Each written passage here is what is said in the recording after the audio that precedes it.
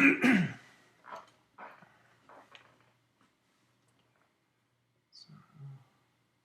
far, no one. It's okay, we still have 13 minutes before we're going to get started. Hopefully, people start showing up.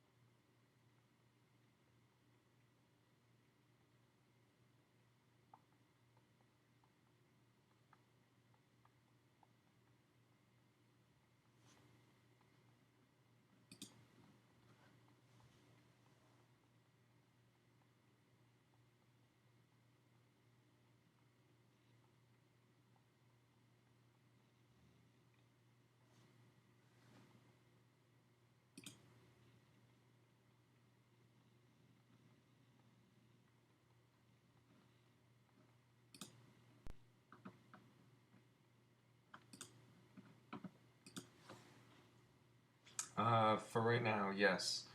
We'll see if anyone else shows up here.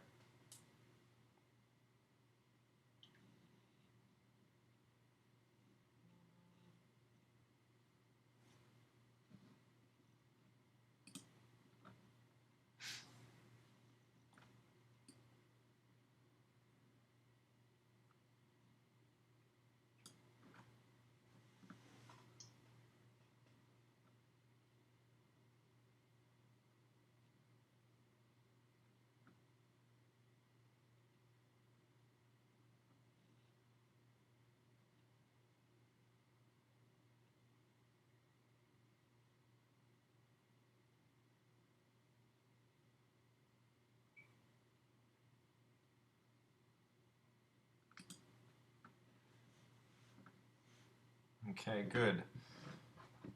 A couple of people.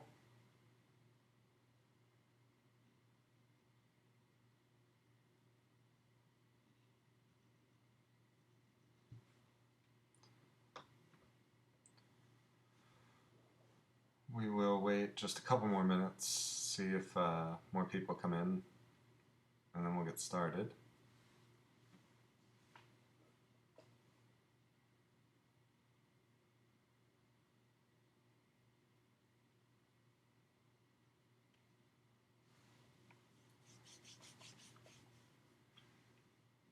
Well, you should be here then.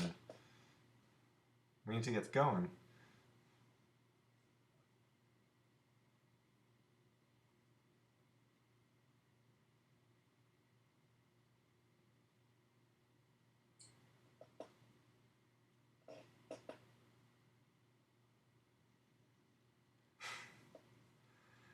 For right now, yes. Hopefully more people show up. Hopefully this proves to be worth it for everyone, but at least for the three of you, two of you.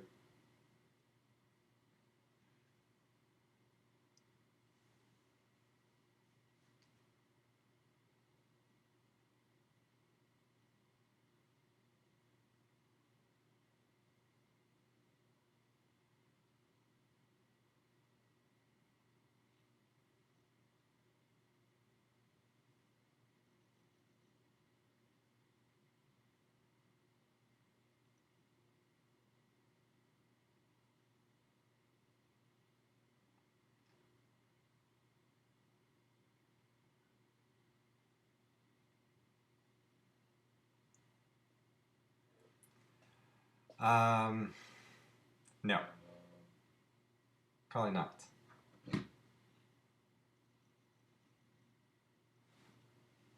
But no.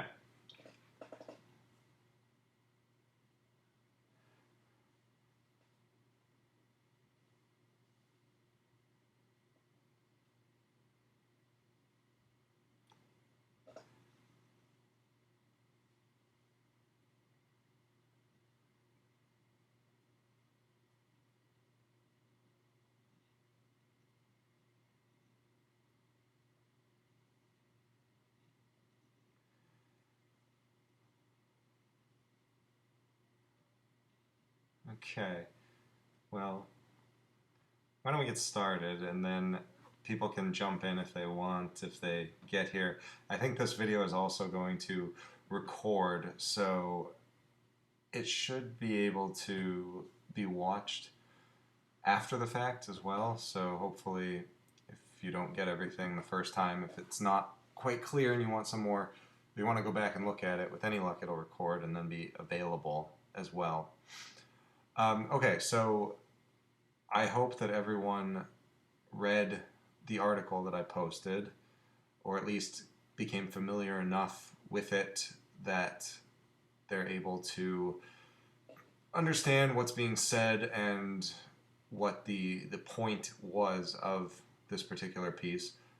Before I get started with it, did anyone have any questions about the article itself?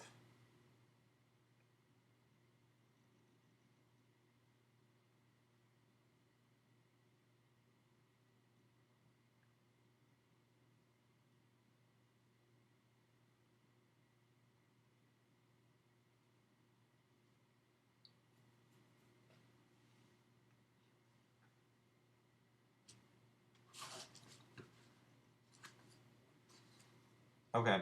It wasn't meant to be difficult. It was just meant to be something a little bit different than we've seen up till now, and that more different than what a lot of you worked with for your own papers. But let's go ahead and take a look at it then. So remember on Monday, when we did the other textual analysis activity, we talked a little bit about how you're supposed to start with articles like this. And the first thing you need to do is look at what exactly is being said. I mean, you can't do an analysis unless you've read your article and you understand the points, you understand how the information is being presented, etc., etc.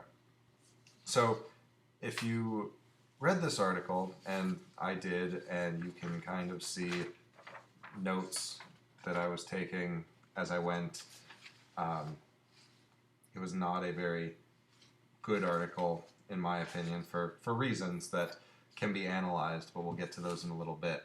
But it's always a good idea to take notes on the article as you're reading it so that you can have something to refer back to. I mean, the last thing you want to do is miss a good quote or a good point or a place where you can analyze just because you forgot to grab a quick note while you were reading through it. So take notes, have them all there so you can use them as you're doing your paper. Okay, so after reading this, I thought, or what I thought the purpose of this, or let me give you a summary quick of how I read this article, and more importantly, a summary that's done in just one sentence. You know, I talked a lot about how you don't need a lot of summary for this particular type of paper, and you don't need a lot of summary for analysis in general. You know, I told you could use a whole paragraph if you wanted to. I was able to put this entire 12 pages into one sentence that I think pretty much captures what it was about. So the summary that I have for you, as I understood it, was Hughes uses the concept of ideology, drawn from Marxist scholars, to show how the reasons each of the Watchmen became a hero were rooted in an aspect of state control and drove them to become individuals at the mercy of those state ideologies. I don't know if anyone... You could consider it as a sort of evaluation. It's not so much an evaluation, I would say, as an argument. It's more in line with the kind of paper we're going to do for the final research paper. You know, this author, Jamie Hughes, read Watchmen and developed this idea, this argument about the characters, developed this particular notion of them in terms of other heroes, in terms of other characters, and then decided to try and prove that through working with the graphic novel itself and through a very loose and very terrible comparison to other superheroes. So not so much an evaluation as an argumentative paper, which is more of what we're going to be doing with the final research paper.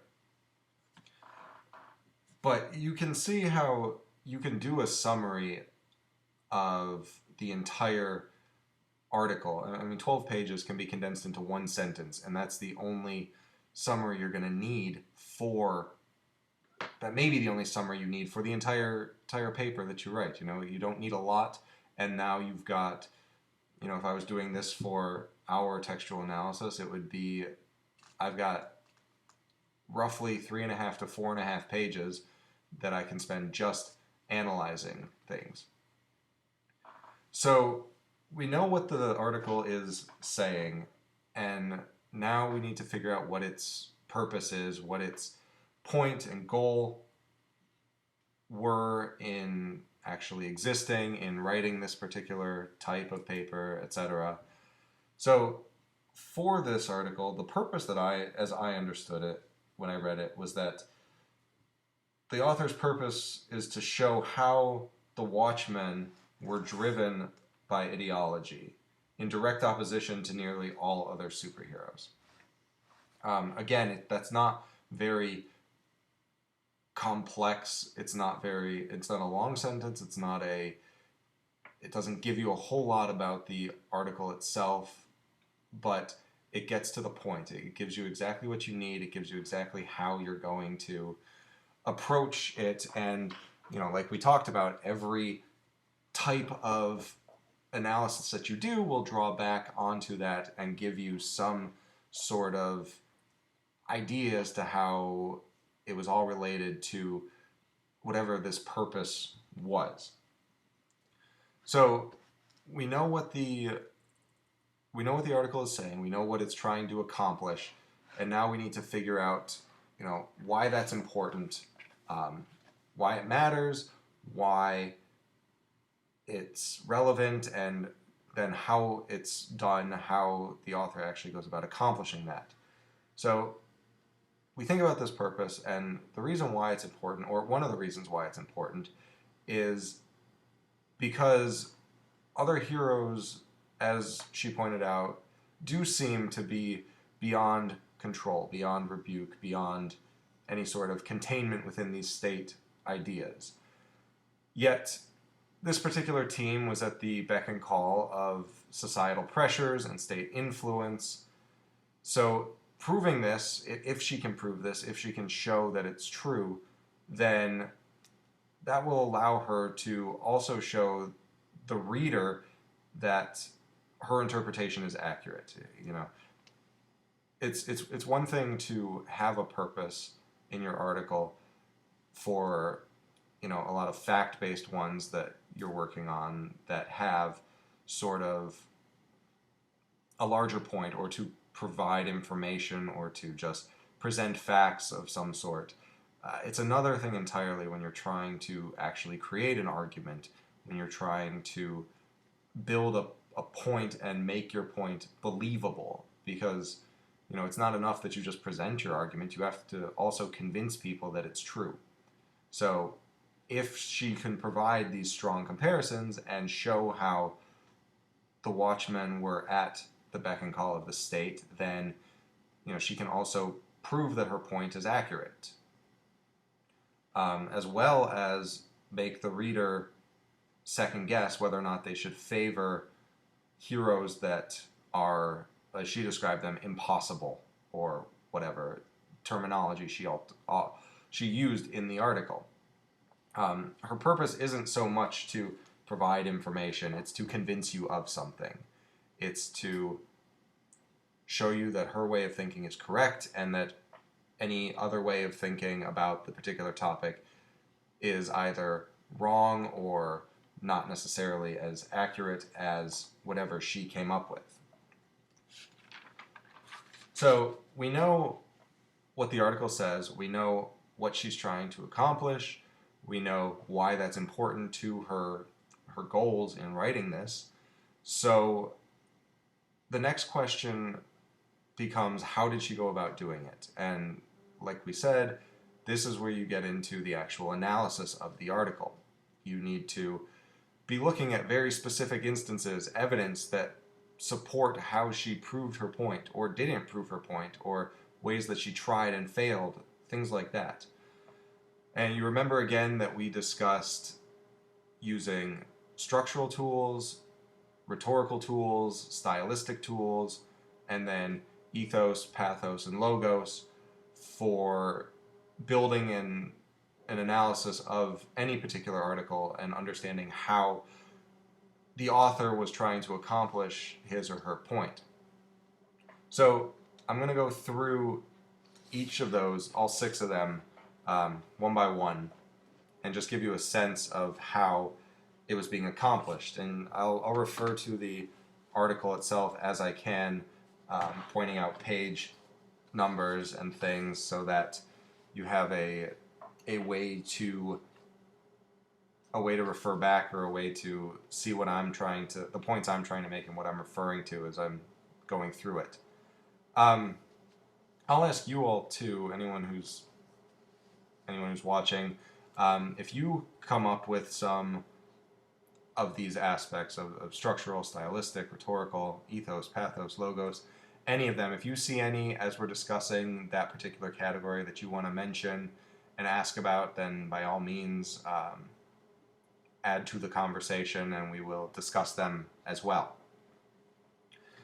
So the first thing that jumped out to me as I was reading this article and going through or trying to determine what her point was the fact that she spent a lot of time outlining every single one of the characters in this graphic novel. She spent an entire paragraph, at least an entire paragraph, talking about each character individually and outlining their story and outlining how they fit into this particular mold, how they fit with whatever point she was trying to make, this notion of ideology. That was a structural choice. You know, she chose to spend the bulk of her paper talking about each one individually. And that's a big deal for this paper for both good and bad reasons. For the good, it means that anyone who hasn't read Watchmen before gets an idea of who these characters are and what they're doing and how they're functioning and how they work in the story. However, you know, it's also bad because when you're just kind of repeating the same thing over and over again like that, when you're talking about one character and how they fit, and then the next character and how they fit, and the next character and how they fit, and you're just doing the same thing over and over and over again, it gets a little dull, it gets a little boring, it stops making your point effective because you have already said what you need to say. You've used a few examples to prove it. You've used a few solid examples to prove it, and prove it hopefully well. And then you can move on. You don't need to go through every single solitary character individually in order to make your point. So it's both helpful and harmful in that sense.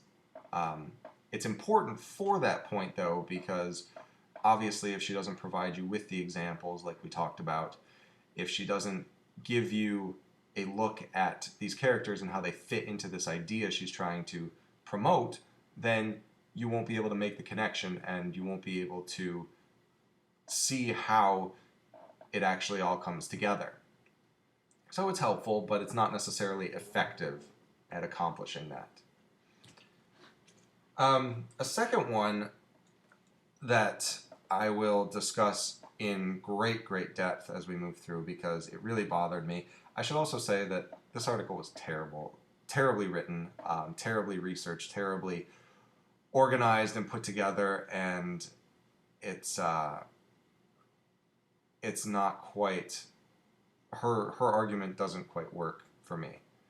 Brian asked, so how could that have been done differently with lack of background on some of these characters? How could what have been done differently? Explain that a little bit more for me.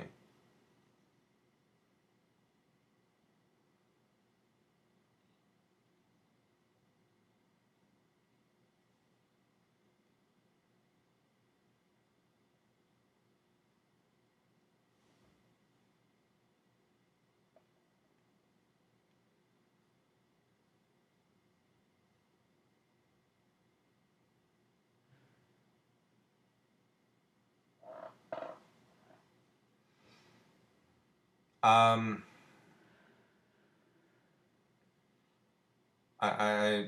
going to assume that you mean how could she have made her point better?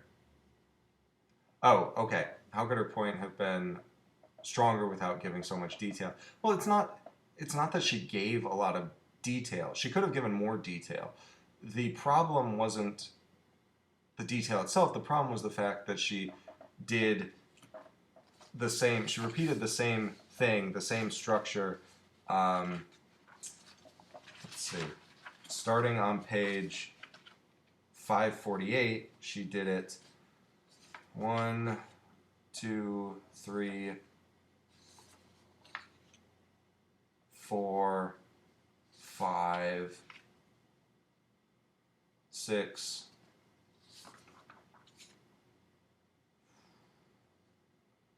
7, 8, 9 times in the article. You can make the same point with maybe 3 or 4 solid examples. You don't need to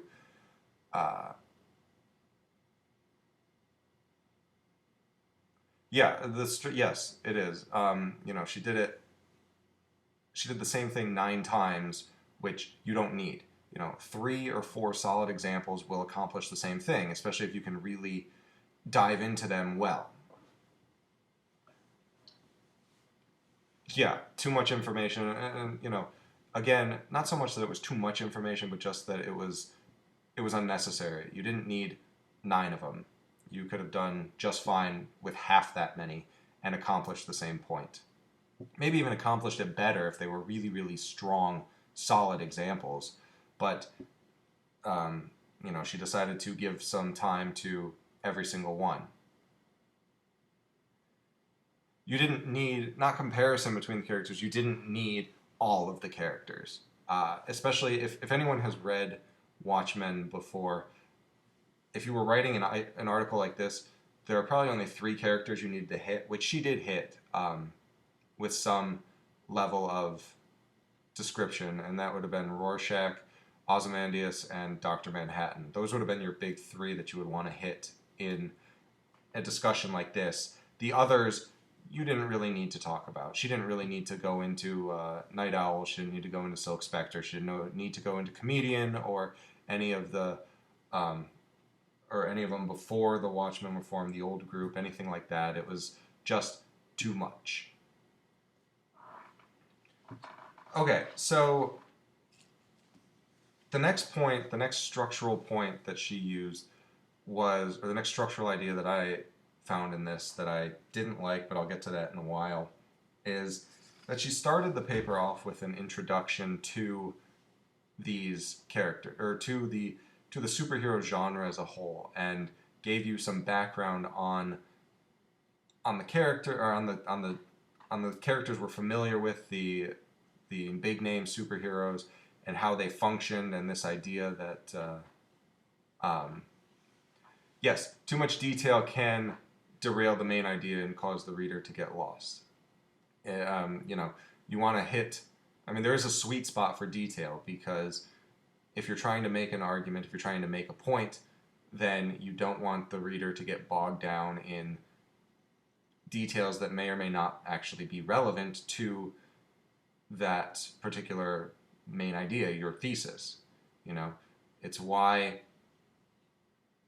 there are page limits on your papers. It's why there are upper limits, because too much and you might get lost. Your reader might get lost in your thesis, and too little and you don't develop it enough. You know, there is a sweet spot for detail, and it takes some time to get and do correctly and effectively every single time. But you know, it is a process. Okay, so why structurally would she put these comparisons to older heroes at the front of her paper? She kind of says why when she talks about how they are impossible people that are free from the confines of society, free from the requirements of religion and politics and things like that. It allows her, structurally speaking, it does a lot of things that I'll talk about in a little bit, but structurally speaking, it allows her to set up this premise through example. Basically, it allows her to give the reader all the information they're going to need to transition into her actual thesis by introducing the genre, introducing the people themselves. If she can prove to you how the big names, Superman, Batman, Wonder Woman, don't work in this concept of ideology, then it's a lot easier for her to show how her choice, the Watchmen, do fit into this idea that she's trying to present. Like I said, that's problematic, actually, and that's a big deal with the ethos argument, or the ethos analysis that can be made. But you know, it serves a purpose here too, structurally speaking, because it provides that sort of background, that detail that you are looking for, that you can use in an introduction to build a solid thesis and work into the actual body of your paper. A third one, and the last one that I'll talk about from a structural perspective, is for those of you who remember from the article we did Monday, we talked about how it was broken down into subcategories, and each new category was given a heading and subheadings and presented in a very structured way so that you knew exactly where the ideas were shifting and how things were going and where they were going to go from there. And the lack of headings, while certainly neither way is correct, a lack of headings here was a little problematic. It helped, structurally speaking, it helped to create a sort of flow from idea to idea and allowed the author to move through her concept without breaking up the discussion too much. But this is one of those papers where it really seems like the subheadings would have been helpful, especially because it's kind of hard to tell on page 547 and 548. It's kind of hard to tell where she stops talking about her introduction, and yeah, it would have guided you a little bit better. It's hard to see where she stops talking about the introduction and starts talking about the actual content of her argument. It's not quite clear where that happens, and it certainly would have also been helpful for the characters themselves to kind of keep them consolidated, to keep them in their own little place and area so that you knew exactly who she was talking about, when she was talking about it, and then how it all kind of fit together. So it was both helpful and harmful to her purpose in making this point because, if you can't follow along, if you can't stick with what she's saying, if you can't figure out how she's presenting the information, then you're not going to stick around long enough for her to actually make her point. You're not going to take what she has to say seriously or take it into consideration because you can't figure out what it is. Okay, so those were the big structural things that I noticed in the article. Does anyone have any questions about any of those before I move on to the stylistic?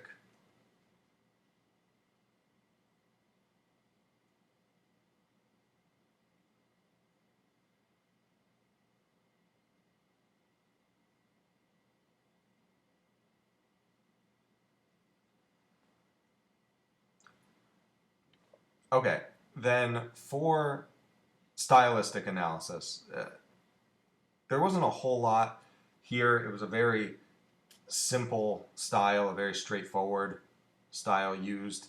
The first thing that came up, the first thing that I noticed that jumped out at me was actually the subheadings again. They work from a stylistic standpoint too, and kind of the same argument as from a structural perspective. They're missing, which means there's a better flow to the paper, but having them there could have helped provide some order, provide maybe a little bit cleaner look to the article itself, and given the audience sort of measurable markers in order to follow through the argument as it progressed from beginning to end. Not that it was a necessarily complex argument that you couldn't follow otherwise. More importantly, another stylistic aspect is this summary of the graphic novel itself. You remember that we talked a lot about summary. We talked about how it can hurt and how it can help, and how it sets up context. In this article, there was a lot of summarizing the graphic novel, and it usually came in chunks when she was discussing the individual heroes. She would start by summarizing huge portions of that character's story in the graphic novel. And, that is a stylistic choice because it's speaking to this idea of audience. Who does she think the audience is? Who does she want the audience to be?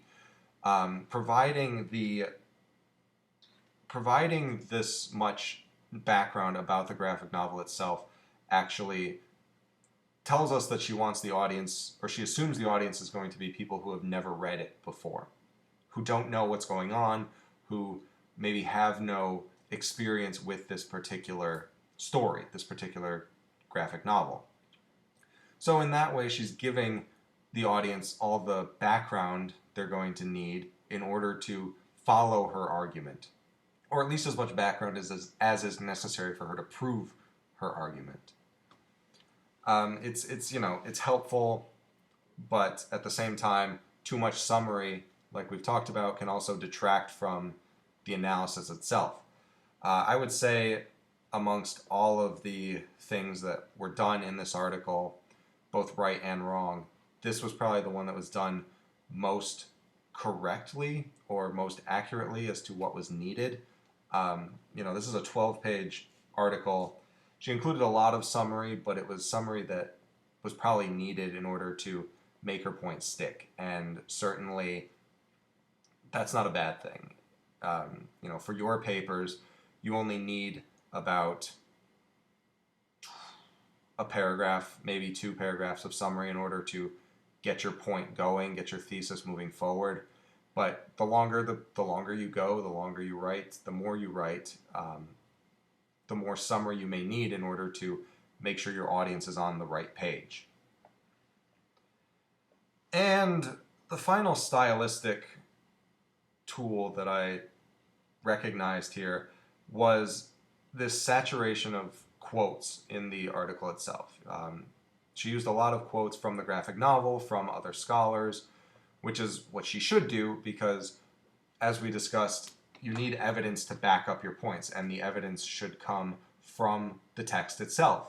You will also learn in a few weeks here how to use evidence from other sources to make your point, but she was doing a fine literary analysis, critical analysis of Watchmen by providing examples from the book and from scholars to back it up. The only thing to be aware of, the only thing to watch out for, and certainly something that many of you might need to watch out for as well, is when are quotes? When is it too many quotes? When enough is enough in terms of quotes and how much you use? There's not really a good answer to that problem. It really depends on the point you're trying to make and how many quotes, how much you need to support your actual argument, your actual ideas. But there is a line, and that line is usually when your personal thoughts, when your ideas get overloaded, or when the quotes start to take up more space in your paper than your own ideas. That's a pretty good way of looking at it. I had that problem myself when I transitioned back from legal writing to analytical literary writing because I was so used to citing everything, almost literally everything in a legal paper versus not necessarily citing everything in a literary analysis. Yes, you do. You use as many as it takes to make your point. Sometimes that'll just be 1. Usually it's a 2 or maybe 3. It's until you feel your point has been made.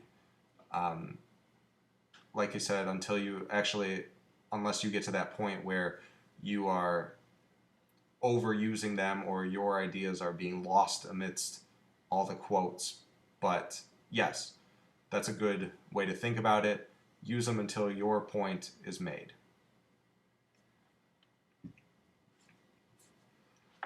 Okay, so stylistic analysis was there wasn't a lot there because there wasn't too much stylistically going on here that wasn't fairly mundane or typical, I guess. Nothing that really jumped out as being exceptionally helpful or harmful for making the point that the author was trying to make. So let's go ahead and move on to rhetorical tools. The first thing that the author did was skip 40 years of comics history. If you were paying attention to dates in the article, she talked about the golden age of comics in 1938 to 1949, and then the next time she really discussed them was the 1980s, when she mentioned The Dark Knight Returns, Mouse, and Watchmen. She skipped 40 years of comics history. She skipped 40 years of examples and 40 years of work that actually, when we talk about ethos, totally destroyed her argument. The fact that she ignored it, or didn't necessarily ignore it. Maybe this is why it could be a rhetorical tool. You know, if she purposefully skipped that time, if she started with the beginning and then went to the time that she wanted to, then it influences the way the reader approaches the article, because you will think that her point, that her idea about the superheroes from 1938 and on not fitting into, or not working well with ideology, and not having, or being beyond the control of the state or anything like that, you would think that would be true for the entire period that's in question before Watchmen came out. As I will explain in a little bit, it was not, but skipping that period, not addressing it, can at least convince the reader, or make the reader think that it was true, which does help her point, because if this concept didn't exist before Watchmen came along, and she's the first one to recognize it in this comic, then that helps her point, that helps what she's trying to accomplish. That makes her argument a lot more, or a lot stronger, a lot more valid. Unfortunately, as I've said, it wasn't, but that's, we're getting to that. So another rhetorical device that she used, another rhetorical tool, was defining terms. And I know we talked about that a lot, both Monday and in general, but it's an important one, because it deals with both audience, who she expects the audience to be, how well the article is playing to that audience, and what else she's trying to accomplish. She defines a few terms in this article. On the first page, page 546, on page 547, she defines both state apparatuses and ideological state apparatuses, which is good, because those are pretty convoluted Marxist terms that the average reader may not know. The only problem is that if we are assuming that her audience is people who have never read this comic book, who may have no familiarity with this topic, the genre, this way of thinking about it, anything, then she actually failed to define more important terms. Early on page 547, she talks about the ideological state apparatuses in terms of religion, education, politics, and communication. Those are real big concepts, and they can mean a lot of different things in a lot of different contexts. So it would have been very helpful if she had defined them there. What would have made it helpful, or why it would have been helpful, is because without defining them, we don't know how she's thinking about them when she's making her argument. There's a big problem with this. If we're taking these terms to be just generically what we assume they are, what the average person assumes they are, they're problematic, because I can, maybe just me, but then again, I may not be the intended audience for this article, I can find countless examples just in that 40-year period that she skipped of all of these things being true. And if they're true in this period where she's claiming they were not true, then her argument effectively becomes invalid.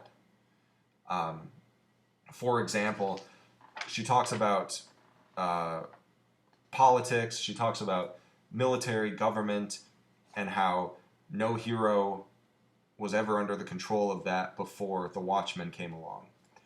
Well, except for the fact that one of the heroes she mentions, Green Lantern, was an Air Force pilot, worked for the Air Force when he became Green Lantern, joined an intergalactic peacekeeping organization. He was essentially a police officer. So how does she figure that these ideological apparatuses were not present? I mean, look at, even later in the paper on page 550, when she's talking about Night Owl, she's talking about Dan Dreberg's Night Owl, and how, he was able, or he was created by the state apparatuses because of his education, because of his wealth that was left to him. So he became this hero because of these things that are ideological state apparatuses. What she didn't mention was the fact that that's exactly the same thing that is true of Batman, one of these heroes that she said doesn't count or is not subject to these. Education, wealth, totally under the control of the state, of his parents' estate, and the laws of estate planning, of decedents, no matter what. So, she also failed to recognize and mention that a lot of the Watchmen, because Alan Moore, who wrote the comic, worked for DC at the time he wrote it, and he worked on a lot of these books, a lot of the Superman, Batman, Wonder Woman, etc. He worked on a lot of those books at DC Comics, and so most of the Watchmen characters are actually drawn or taken from these Golden Age and Silver Age heroes that she says were not the same, or not as good, or not under the control of these state apparatuses. So, rhetorically speaking, it hurts her paper to not define these terms, because if she had said, by X I mean, or by religion I mean whatever, or by education I mean blah blah blah. Yeah, lack of especially ethos, and I'll talk about that in a minute. I've talked about most of it now, but ethos for her credibility, yeah, especially it really really hurts her credibility. I'll talk a little more about that in a minute though. So defining terms was one as well. Another rhetorical device was her choice of language, what she actually used to describe these heroes, talk about her point, make it. Once she gets into the heart of her argument, she only chooses language that the reader will be able to understand, which again, if we're assuming the reader is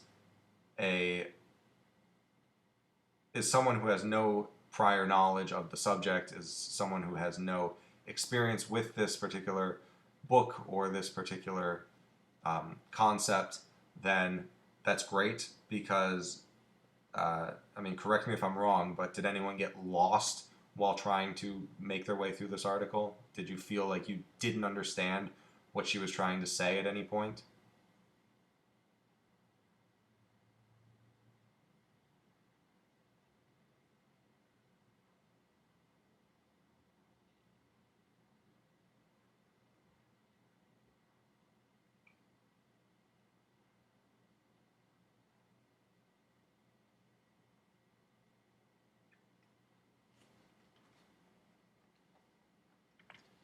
I mean, you really shouldn't have. It wasn't a very convoluted thing to get through, and certainly it was easy enough to keep up with. But that's sort of the point, She made sure that that the knowledge that you came to it with, if we are correct about who her intended audience was, then you would be able to understand her point. I mean, you can't make your point if no one understands it. So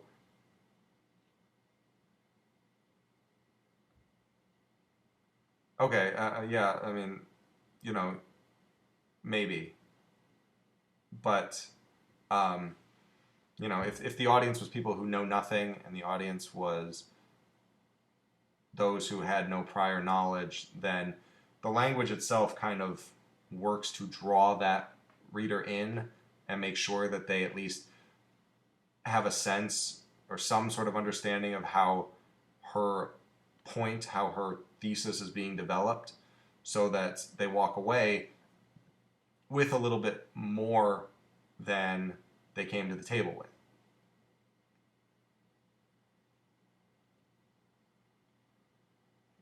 You know what? That's a fair point. If it's an evaluation on the heroes with no real point other than why they existed, that's good. I mean, that's something good to recognize, because that speaks to the rhetoric used. It was nice of her to use language you could understand, but if the language wasn't doing more than just evaluating the heroes themselves, then the point gets lost. You can't make your point if you're losing your audience. You can't make your thesis stick, your argument valid, if your audience won't read it, if they won't be open to it.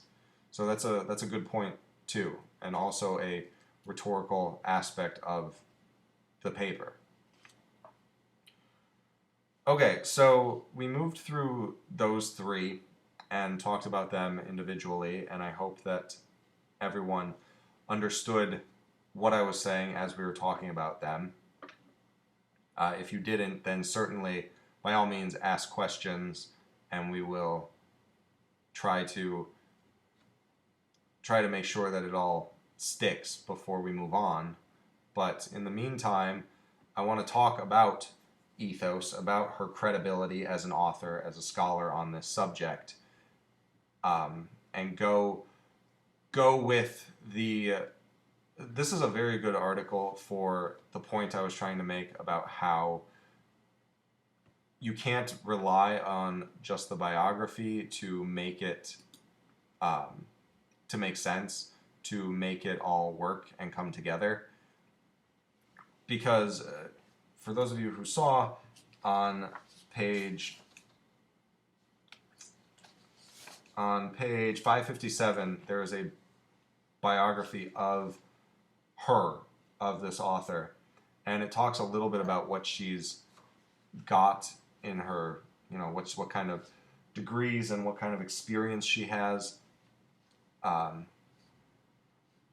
But none of this really suggests, first of all, none of this really suggests that she has the authority to be talking about superheroes or even Marxism in general, but especially superheroes. And that kind of shows in this article. For me, and maybe it's because I'm someone with a higher level of knowledge about this concept, about these ideas, about these characters, but her credibility was shot, as far as I'm concerned, from the very beginning. I showed you before. I'll hold them up again here. I got to the introduction. These are all the notes I made during her introduction as she was trying to make her point.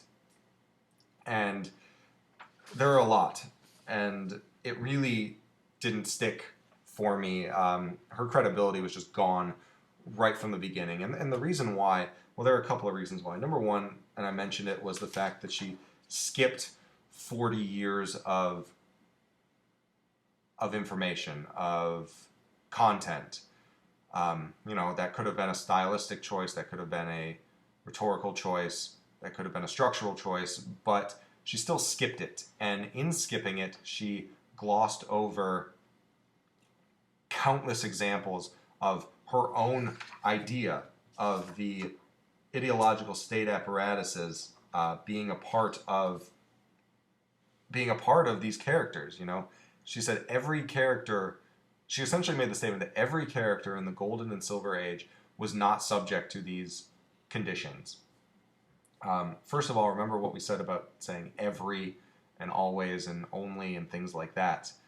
The absolutes get you into trouble because I already pointed out a military example, an education example would be Batman, a religious example, the entire basis of Wonder Woman is Greek mythology, which is a religion.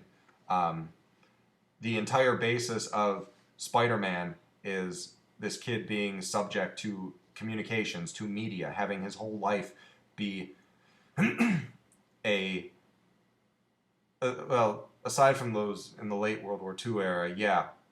But even then, that's when you started, you know, that's when you were getting into more of those characters that were, they had to do new things with them. And that's when they started to give them, or they became subject to these ideas and these apparatuses and the like. But, you know, there are examples of every single one of these in the characters she mentioned, in the ones that she skipped over, all of it. And in doing so, it shows two things. Number one, that she was more concerned about making her thesis stick than providing decent examples. And number two, that she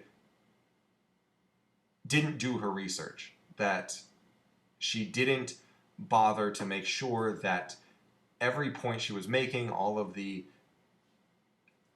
comparisons, all of the arguments that she was trying to use to set up this thesis were just built upon faulty research. And that's why I said that it would have been better if she had defined the terms religion and politics and education, or she had said, you know, we're only looking at the heroes that existed in the Golden Age. We're not taking into account Silver Age heroes or heroes that existed after 1980. I forget what year that Watchmen came out, but after the 1980s, things like that. You know, if she had defined her terms, if she had set up her whatever narrow range that she was working with, that would have helped salvage it a little bit. But otherwise, she ruined her own credibility in writing this article. And, you know, like we said, in doing so, her point doesn't stick. At least not for anyone with any sort of knowledge or who made these connections. It just doesn't work and doesn't fit with her later argument. Again, if we assume that her audience was a group of people who have no background knowledge about either the subject or this particular book or whatever, then it's a little bit better because they wouldn't know better. But, you know, anyone who has any sense of this would be able to pick that out. Could she have foregone the part about her being a creative writer and replaced it with, say, her being an avid comic fan as a teenager to improve her credibility? You know what? It wouldn't have hurt. Maybe not foregone that part, because the creative writing part helps a little bit. It at least means that she should have a knowledge of how characters work and how story works and things like that. But having something expressly written in her bio that says, okay, so she's coming to this with a little bit of knowledge, whether it's a lot or just, you know, a brief relationship with comics and heroes and things like that, whatever it happens to be, it would have helped a little bit, because it would have at least shown that she's done some research. Here, there's no indication that she's done anything that would help reestablish her credibility the way that it needs to be.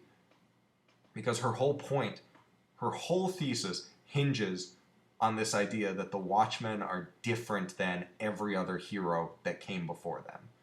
That this idea of state apparatuses, this idea of, you know, military, of politics, of education, of family unit. She even talks about later racism, sexism, bigotry. I mean, you can get into bigotry and racism. You know, the 1970s comics like Luke Cage. I mean, that was, that was really the first black superhero who got his own book. And I mean, Luke Cage, that was a big issue, was racism and bigotry and things like that. So it's, that was the 1970s, late 60s, early 70s. So even right there, just there's so many examples that she skipped. And she may have purposefully skipped them, she may not have. But in skipping them, it ruined her credibility as far as I'm concerned when I read this. But that's also a great example of how you can't just rely on the biography to establish credibility. It also has to be proven in the article itself. And good authors will prove their credibility. Either the way they present the information, what they talk about, how they back it up, things like that. So that's my little bit about ethos. It's not good. And it was hard for me to get through the rest of the article and even catch on to what her point was when I could tell from before even getting out of the introduction that she really had no business talking about this particular subject. Or as far as we can tell, she had no business talking about it. But we'll move then into pathos and the emotional aspects of the article. This is, kind of in contrast to the article we did on Monday. This one, pathos is much more present. The emotion is a lot stronger because a lot of arguments, a lot of literary analyses will be built on emotional appeals to the reader because you want to make a connection, especially something like this that relies heavily on character portrayal. You will want the audience to connect to a character the way you are presenting him or her in order to guarantee that your point will hit home. So that could be another reason too why she gave or spent so much time outlining the biographies of each of the characters, because in doing so, she almost guaranteed that at least one of them would hit with every member of the audience. People who are reading this article, someone's going to find one of these heroes attractive or relatable or something, and that's going to stick. That's going to be an emotional appeal that helps to get her point across. Whether or not it's effective depends upon which character you work with and then how receptive you are to the other ones, but it certainly helps, and it certainly is an emotional appeal that provides more strength to her ultimate purpose. A second one is going back to, or both in conjunction with the profiles on each hero and then the beginning information she gave about how the other heroes of the time or of the age worked. She also gets into this idea of not thinking about the heroes as worthy of worship, of their, of being taken off the pedestal and being brought down to earth and being brought into more of a humanizing context. That's an emotional appeal too.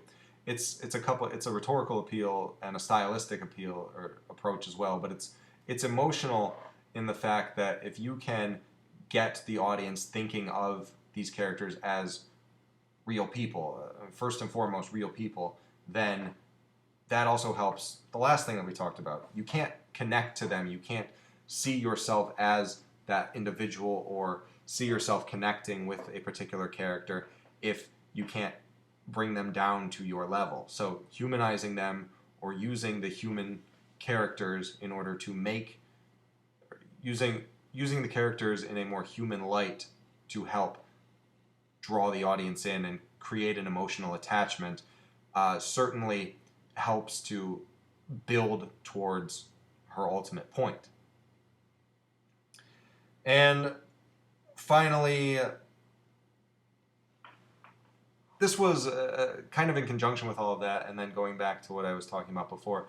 If you notice in the paper itself, she starts and ends in the introduction and conclusion by drawing these connections between the Watchmen and later or earlier heroes, the Batmans, the Supermans, the Wonder Womans, Green Lanterns, things like that. Um, but she doesn't do that in the main body of the paper. And I mean, I think it would have been as effective or maybe more effective at making her point if she could have drawn the connections, specific comparisons between Watchmen and, say, Batman in the actual body of the paper.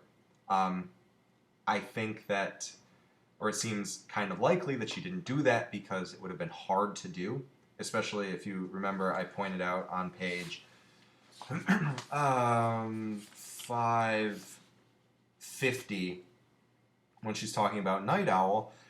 Basically, she just described Batman's story, and it's hard to draw these comparisons. It's hard to make it seem like the characters are all that different when they were kind of the same. Like I said, Alan Moore actually drew on, Night Owl was supposed to be Batman, and that's why there's so much Batman in it. Dr. Manhattan was supposed to be Superman, and that's why he's so, involved. I mean, that's why he's so powerful, and so on and so on, things like that. Silk Spectre was supposed to be a lot like Black Widow from Marvel Comics, the assassin, the good at martial arts, that doesn't have any powers or gadgets or anything per se, things like that. And it would have been really, really hard to make her point about how the Watchmen are so different from these other heroes if she had actually had to make direct comparisons between the two. So that's just personally, I think it's supportable, but that could be a reason why she didn't do it. And then in not doing it from an ethos perspective or from a pathos perspective, if your goal is to humanize the characters, if your goal is to make them relatable, then you don't want to ruin that by ruining your own argument in the paper itself. So it's something. The pathos wasn't really terribly strong here, but it's there, and it's something that can be taken into consideration. Finally, is logos. When you're writing a paper like this, a paper that's mostly literary analysis, the way that she did it here, drawing a thesis and using a work of literature to support that thesis, or creating a thesis in conjunction with a piece of literature, it's really hard, or the logos argument has to change. We've seen it a lot in terms of facts and figures and graphs and things like that. But, if you're trying to use a book to accomplish it, then you're not really going to get the facts and figures and graphs. You're going to just have to use the book as it exists. And so the logos argument is not as strong, but it's still there if you know what to look for.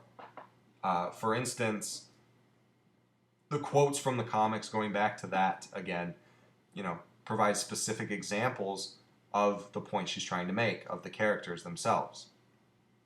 Or likewise, using the comparisons between the heroes is as weak as it was, as quickly as she went through it without really giving it any help or any time. It's meant to show you a logical progression from one to the next and how they differ so greatly. So the logic is there. It's not great. It's not perfect, and it's certainly not your strongest bet in this article. But it's there, and it helps her purpose because it gives more credibility, or it gives more support to her thesis. And that's sort of the way that it changes when you don't have the facts, when you don't have the figures. It's that you need to use logic has to be evidence. Logic has to be just general evidence, and using evidence to support your point is exactly how you would go about creating a logical argument where you can't use numbers or facts or things like that. Okay, so that's the end of my analysis. I will open it up to questions now. If anyone has anything they want to ask or anything they want to discuss at all, feel free to jot them down here in the chat and I will answer them as they come up. If not, then then thank you everyone for tuning in, and the video should be available on this channel for the foreseeable future, so you can always come back to it if you want to remember something, but by all means ask questions if you have them.